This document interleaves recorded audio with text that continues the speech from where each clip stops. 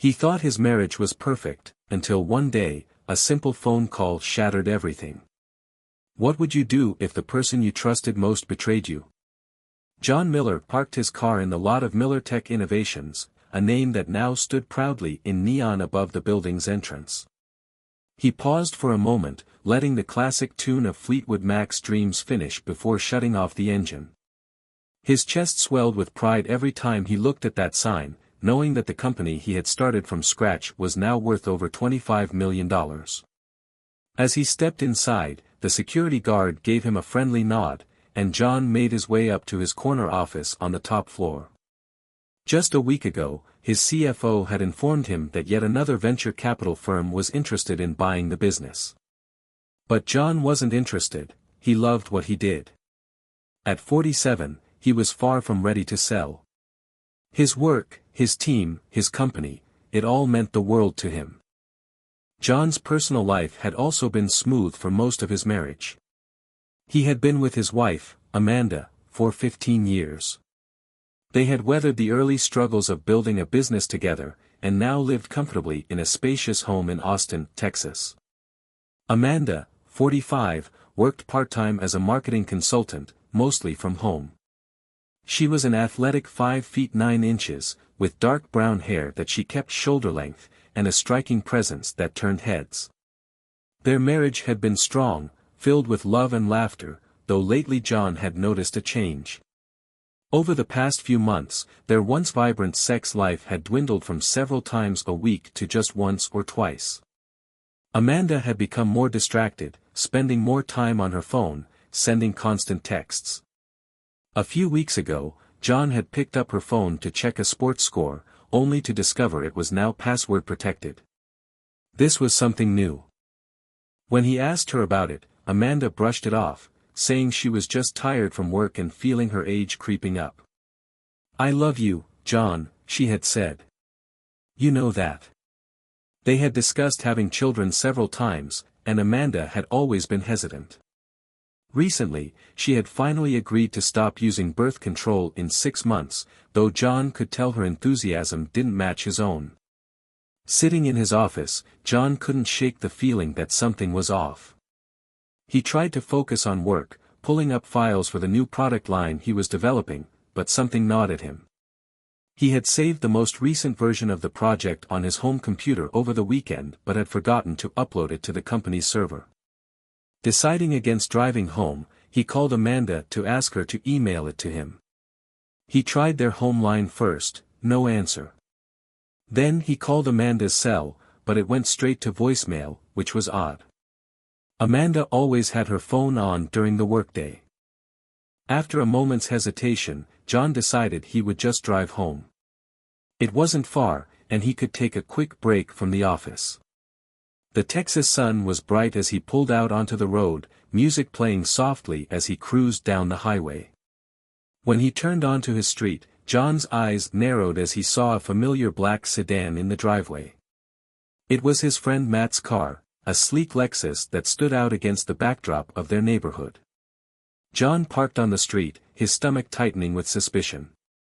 Why would Matt be at his house during the day? John walked quietly up the driveway and slipped through the front door, which was slightly ajar. The house was still, eerily quiet. Amanda wasn't in her usual spot at the dining room table where she worked on her laptop. The air felt heavy, as if something was terribly wrong. John's footsteps were nearly silent as he crossed the kitchen and moved toward the staircase. That's when he heard it, soft moans and muffled voices coming from upstairs. His blood ran cold as the realization hit him like a punch to the gut. Without thinking, he grabbed a heavy chef's knife from the kitchen block and made his way up the stairs. His heart pounded as he reached the top, his worst fears unfolding in real time. He stopped outside the master bedroom door, hidden just out of sight, and listened. Inside, Amanda was talking to Matt, their voices low but unmistakable. "Matt, we can't keep doing this.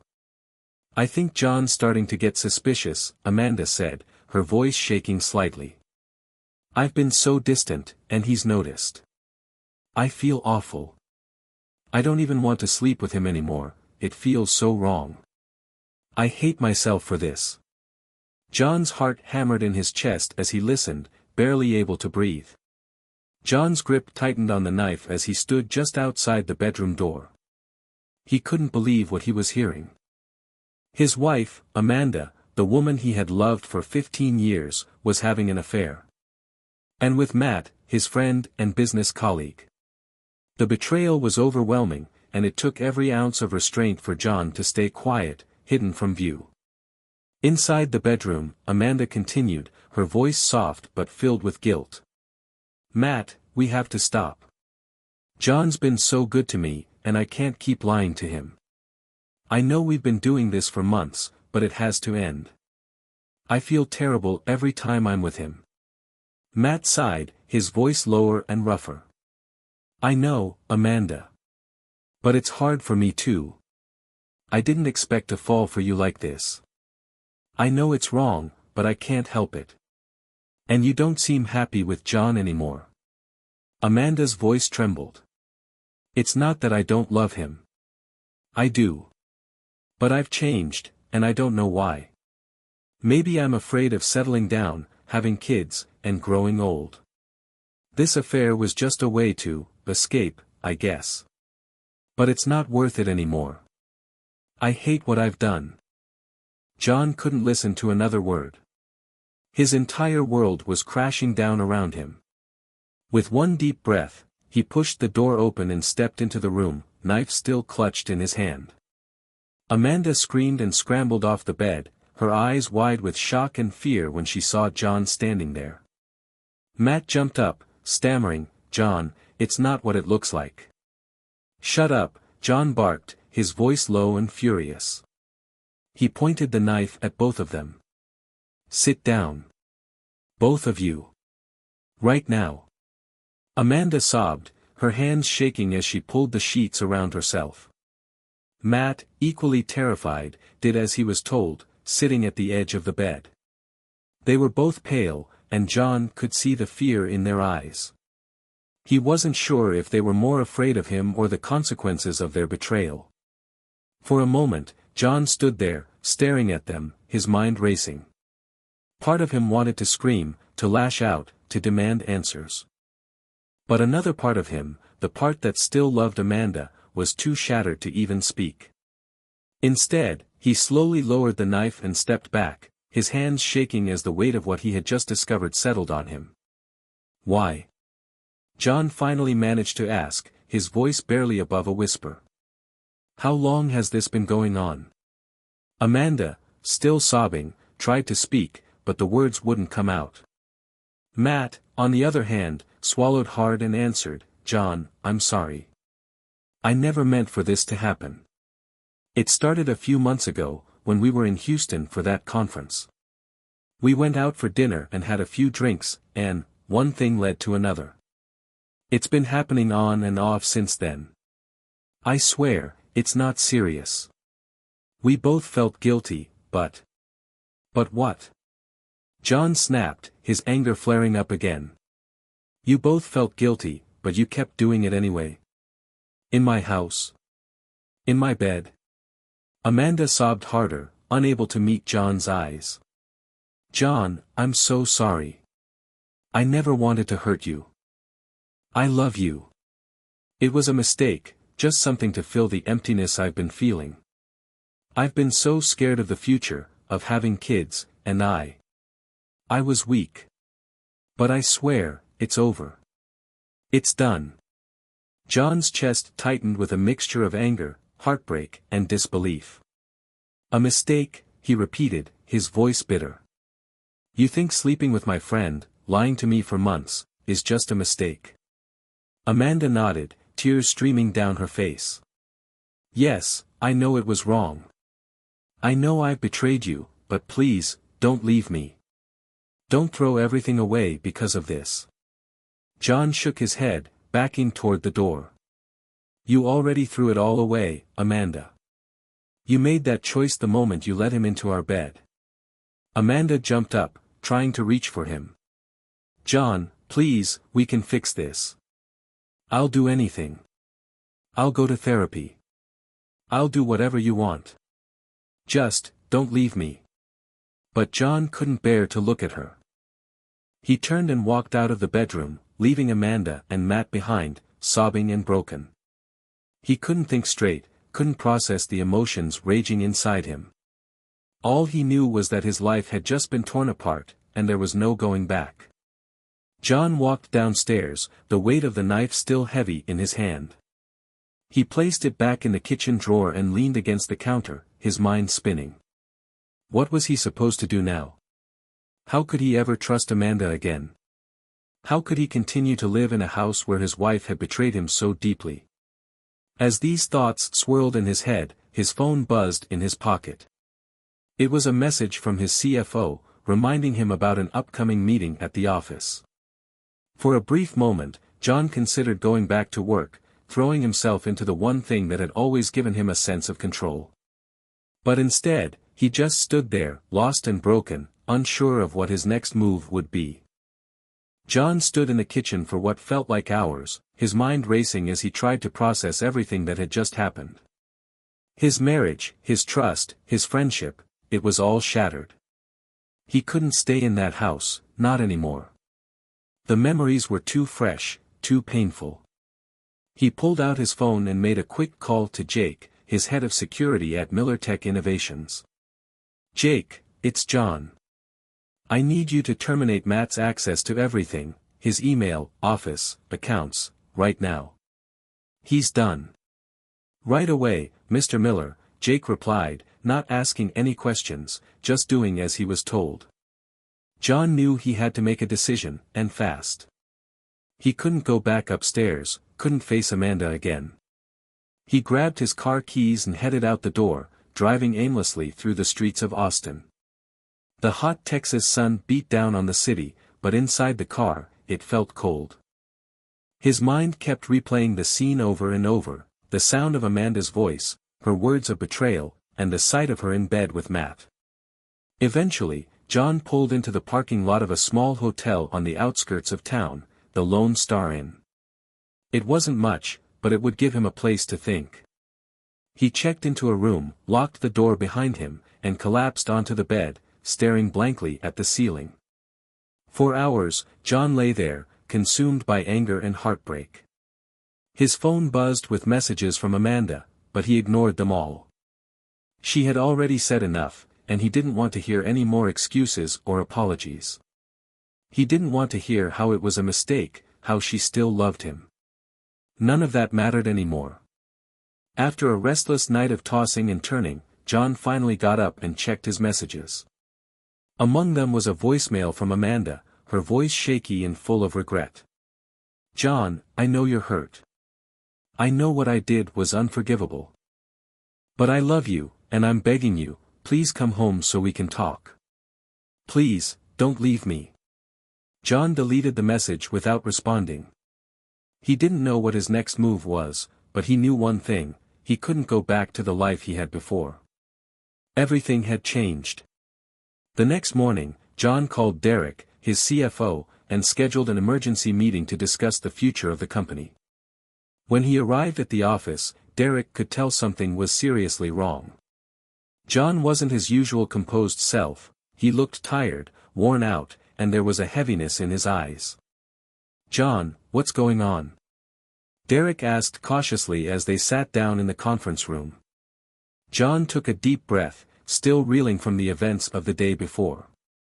"It's over, Derek. My marriage, my friendship with Matt, everything. I found them together yesterday." Derek's eyes widened in shock. "Oh, man. I'm so sorry, John. That's awful. Are you okay?" John shook his head. "No. I don't think I'll be okay for a long time. But I need to make some decisions about the company. I can't keep running it like this, not with everything falling apart in my personal life." For the next few hours, John and Derek discussed the future of Miller Tech. John wasn't ready to sell, but he knew he needed to take a step back and focus on himself. They talked about bringing in a temporary CEO to take over the day-to-day operations while John figured out what to do with his life. After the meeting, John felt a small sense of relief. At least the company would be taken care of, even if his personal life was a mess. But as he walked back to his office, he saw a message from Brenda, his assistant, who had always been loyal to him. "John, Amanda's been calling the office, trying to reach you. She's asked me to tell you she's sorry and that she wants to fix things. What should I tell her?" John stared at the message for a long time before typing a response. "Tell her I'm not ready to talk. And I don't know when, or if, I ever will be." For the next few days, John avoided Amanda's calls and texts. He couldn't bring himself to face her yet. Every time he thought about her, he saw her with Matt, heard her voice saying things that ripped his heart apart. He wasn't ready to forgive, and he wasn't sure if he ever could. It wasn't until a week later that John's phone rang again, this time with a call he couldn't ignore. It was from Jack, one of his oldest friends, who had heard about what had happened through the grapevine. "John, man, I heard about you and Amanda. I'm sorry. I know this must be hell for you." "Yeah, it is," John admitted, his voice hoarse. "I don't know what to do anymore, Jack. Everything's a mess." "Listen," Jack said, "why don't you come stay with me for a while? Get out of Austin, clear your head. We can talk, or not talk, whatever you need. But don't sit there alone. You'll drive yourself crazy." John thought about it for a moment. Jack lived in San Diego, a world away from the painful memories that haunted him in Austin. It was tempting, getting out of town, away from everything that reminded him of Amanda and Matt. He needed space, and maybe that was the answer. "You know what, Jack? That sounds like a good idea," John said finally. "I'll pack a bag and head out there tomorrow." The next morning, John packed a suitcase, left the house key on the kitchen counter, and drove to the airport. He booked a one-way flight to San Diego, hoping the distance would help him clear his mind and make sense of everything that had happened. The weight of his decision to leave Amanda behind hung heavy on him, but he knew he needed space, time to think about what came next. When John landed in San Diego, Jack was there waiting for him at the airport. The two old friends embraced, and for the first time in days, John felt a small sense of comfort. "Good to see you, man," Jack said, slapping John on the back. "You're doing the right thing. Sometimes you need to get away to figure things out." John nodded, grateful for the support. "Yeah, I hope you're right." They drove to Jack's place, a quiet house nestled near the beach. The sound of the waves crashing in the distance was calming, and John hoped the peaceful surroundings would help him find some clarity. Over the next few days, John and Jack spent time catching up, but John still felt like a storm was brewing inside him. Amanda had called him several times, but he ignored her calls. He just wasn't ready to face her or have a conversation about what had happened. It was still too raw, too painful. One afternoon, while sitting on the beach, Jack finally brought it up. "So, what's your plan with Amanda?" Jack asked cautiously. John sighed, running a hand through his hair. "I don't know, Jack. I don't think I can ever trust her again. Every time I think about her, I just see her with Matt. It's killing me." Jack nodded. "I get that. But you need to figure out what you want. Do you want to work things out? Or is it really over?" "I don't know if there's anything left to save," John admitted. "She betrayed me in the worst possible way. I don't know how you come back from that."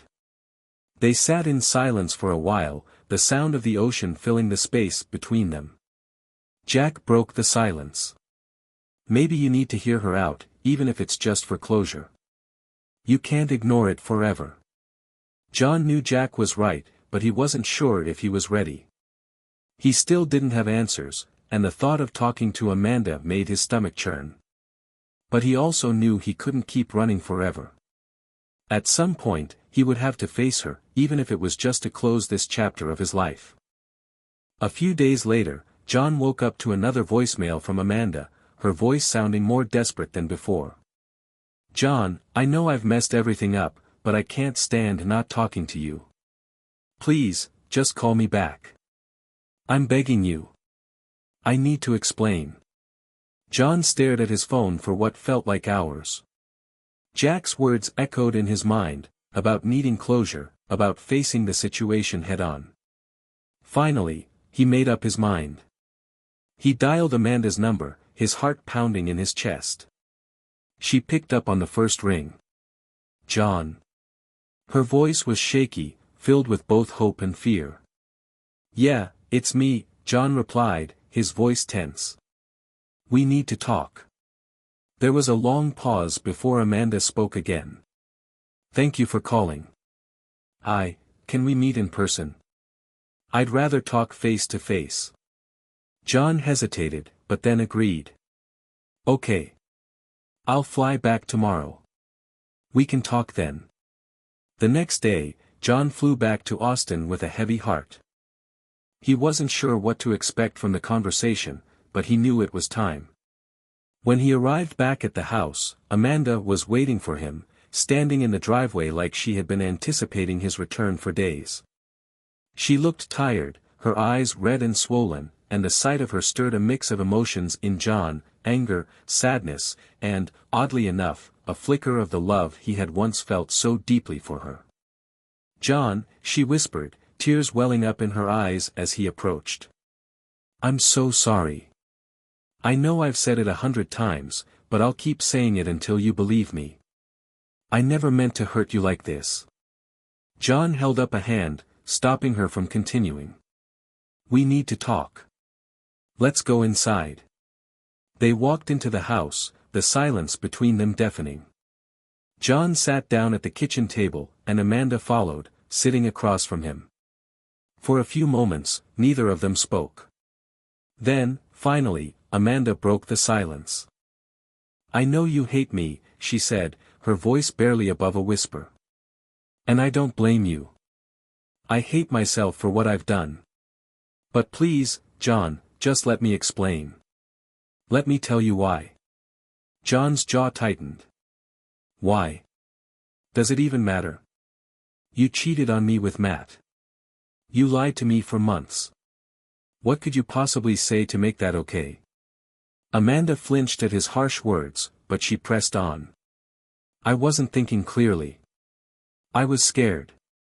Scared of the future, scared of having kids, scared of losing the life we had. And Matt, he was just an escape. It was never about love. It was about running from everything I was afraid of. But I love you, John. I never stopped loving you. John's heart twisted painfully. If you loved me, you wouldn't have done this. I know, Amanda whispered. I know, and I hate myself for it every day. But I'll do whatever it takes to make this right.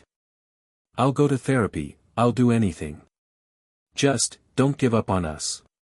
John sat back, running a hand over his face. He didn't know what to do. His heart was torn between the deep hurt he felt and the years of love they had shared. Could they ever go back to what they had before? Could he ever trust her again? John sat at the kitchen table, staring at Amanda, trying to make sense of the mess they were in. He wanted to yell, to scream at her for what she had done, but part of him was too exhausted to fight anymore. The silence stretched between them, heavy with the weight of everything unsaid. Amanda reached across the table, her hand trembling as she placed it on top of his. John, I know I've hurt you more than I could ever fix, but I need you to know that I never wanted to destroy us. I've been a coward, and I let fear guide my actions. But I still love you. I always have. John pulled his hand away, not ready for any physical connection yet. You love me, but you were sleeping with Matt behind my back. You were lying to me every day. How am I supposed to believe that love means anything when you were doing that? Amanda bit her lip, tears streaming down her face. It wasn't about love with Matt. It was about escape. I was terrified of everything, of having kids, of getting older, of settling down, and feeling like life was closing in on me. I made the worst mistake of my life by turning to Matt. But I swear, it never meant anything. John stood up from the table, pacing the room. His emotions were in turmoil, anger, betrayal, and sadness all swirling together. You don't get to just sweep it under the rug like it was nothing. You've destroyed my trust, Amanda. I can't look at you without thinking of what you did. I know, Amanda whispered, her voice breaking. And I don't expect you to forgive me right away. But I'm asking you to at least try. To let me show you that I can be better, that I can be the wife you deserve. John shook his head, frustration building inside him. What makes you think we can ever go back to what we had? How am I supposed to trust you again? I don't know, Amanda said, her tears flowing freely now. I don't know how long it will take, or if you'll ever fully trust me again. But I'm willing to work for it. I'm willing to do whatever it takes to prove that I'm still the woman you married. John stopped pacing, leaning against the counter with his arms crossed. What about Matt? Have you talked to him? Amanda wiped her eyes. No. After you left that day, I told him it was over. He tried calling me, but I blocked his number. I haven't spoken to him since, and I don't plan to. He's not important. You are. John's chest tightened. He wanted to believe her, wanted to think that maybe, just maybe, they could rebuild what they had lost. But the pain of her betrayal still loomed large, and he wasn't sure if he could ever let go of it. We've been together for 15 years, Amanda, John said quietly. I thought we were happy. I thought we were planning a future together, with kids, with everything. And then you threw it all away for what? A fling with Matt? I didn't throw it away, Amanda insisted, her voice filled with desperation. I was scared. I panicked. I wasn't thinking clearly, and I know that's no excuse, but I didn't mean to lose you. I don't want to lose you. John let out a deep sigh, his heart heavy with the weight of the decision he had to make. Could he forgive her? Could he ever let go of the hurt and move on, or was this truly the end for them? I need time, John finally said, his voice thick with emotion. I can't make any promises right now, Amanda. I need time to figure out what I want, what I can live with. And I need space. Amanda nodded, tears still in her eyes. I understand. Take as much time as you need. I hope you can find it in your heart to give us another chance. John didn't respond. He grabbed his keys and headed toward the door, needing to get out of the house, away from the suffocating emotions swirling around him. As he left, he heard Amanda's quiet sobs behind him, but he didn't look back. For the next few days, John stayed at a hotel, thinking over everything that had happened. He went back and forth in his mind, one moment feeling like there was a glimmer of hope for their marriage, and the next feeling like it was beyond saving. His emotions were in a constant state of turmoil. One evening, while sitting in his hotel room, his phone buzzed with a message from Jack in San Diego. How's it going, man? Any progress? John stared at the message for a while before typing back, not sure. It's complicated. I need more time. Jack replied almost immediately, take all the time you need. Just don't lose yourself in this mess. Whatever happens, you need to think about what's best for you. John appreciated the advice, but the truth was, he didn't know what was best for him anymore. All he knew was that he couldn't make a decision yet, not without more time, more clarity. The days stretched on, and John remained in limbo, torn between the memories of the love he and Amanda had shared and the betrayal that had shattered his trust. He tried to focus on work, meeting with his team at Miller Tech Innovations and pushing forward with the new product line. But even there, the weight of his personal life followed him. Everything felt heavier, more complicated, as though a fog had settled over his once clear vision for the future. One evening, after a long day at the office, John received a message from Brenda, his assistant. Amanda called again. She asked if you're okay and if you've made any decisions. Do you want me to keep forwarding her messages, or should I stop? John sat at his desk, staring at the screen. He had avoided Amanda's calls and messages for nearly a week, trying to give himself space. But it wasn't working. The unanswered questions and unresolved emotions were eating away at him. He knew he couldn't keep avoiding her forever. He sent a quick reply to Brenda, "It's okay. You can forward them to me." Brenda responded right away, "Got it. If you need anything, let me know." A few minutes later, John received Amanda's latest voicemail, her voice trembling as she spoke. "John, it's me again. I know I've hurt you, and I know you're still angry, but I need to talk to you. I can't stand not knowing what's going to happen to us. Please, if you can find it in your heart, give me a chance to explain myself fully. I love you, and I'll do whatever it takes to fix this. Just, call me." John's chest tightened. Amanda's voice was filled with remorse, but there was also something else in her tone, something desperate, as if she were hanging on by a thread. He leaned back in his chair, running a hand over his face. Maybe it was time to confront this head-on. To hear her out, once and for all. That night, John made a decision. He called Amanda and told her they needed to meet again, but this time on neutral ground. He didn't want to go back to the house they had shared, not yet. Instead, they agreed to meet at a small cafe near the downtown area, a place they used to go to for breakfast on weekends when life had been simpler.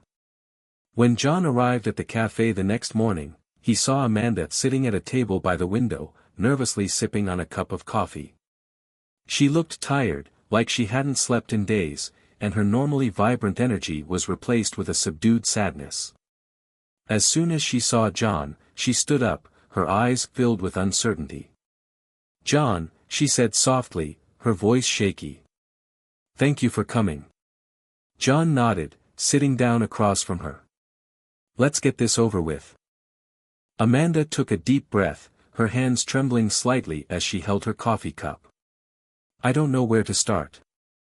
I've been going over everything in my head, trying to figure out how I could have been so stupid. I was selfish, and I let my fears and insecurities ruin everything. But the truth is, I never stopped loving you." John's expression remained unreadable. "You loved me, but you still slept with Matt." "I know," Amanda said, her voice breaking. "And I hate myself for it. I was scared, John.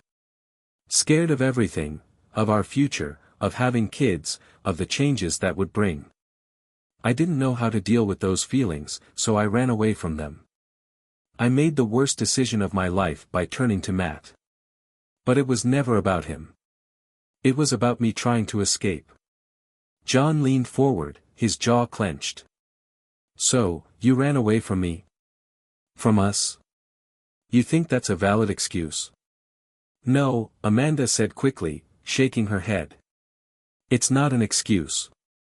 It's just the truth. I was weak, and I took the coward's way out. But it wasn't because I didn't love you. It was because I was afraid of losing what we had." John stared at her, his emotions swirling.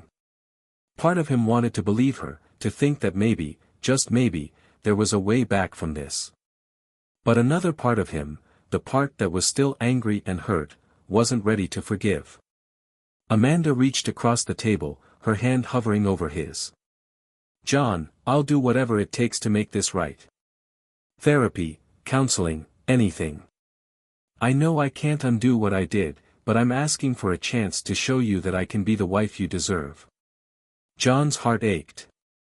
He had loved Amanda for so many years, built a life with her, and now it was all hanging by a thread. Could he really just walk away from everything? Could he give her a second chance, even after all the pain she had caused? He sat back, his voice low and strained. "Amanda, I don't know if I can ever trust you again. Every time I look at you, all I see is what you did. You lied to me for months. How do we come back from that?" Amanda's eyes filled with tears, but she didn't look away. "I'll earn your trust back. However long it takes, I'll do it. I know I don't deserve your forgiveness, but I'm willing to fight for it. Please, John. Don't give up on us." John didn't respond right away. He could see the sincerity in her eyes, the regret, the pain. But the wounds were still fresh, and he wasn't sure if he was ready to let go of the anger just yet. "I'll think about it," he said finally, his voice rough.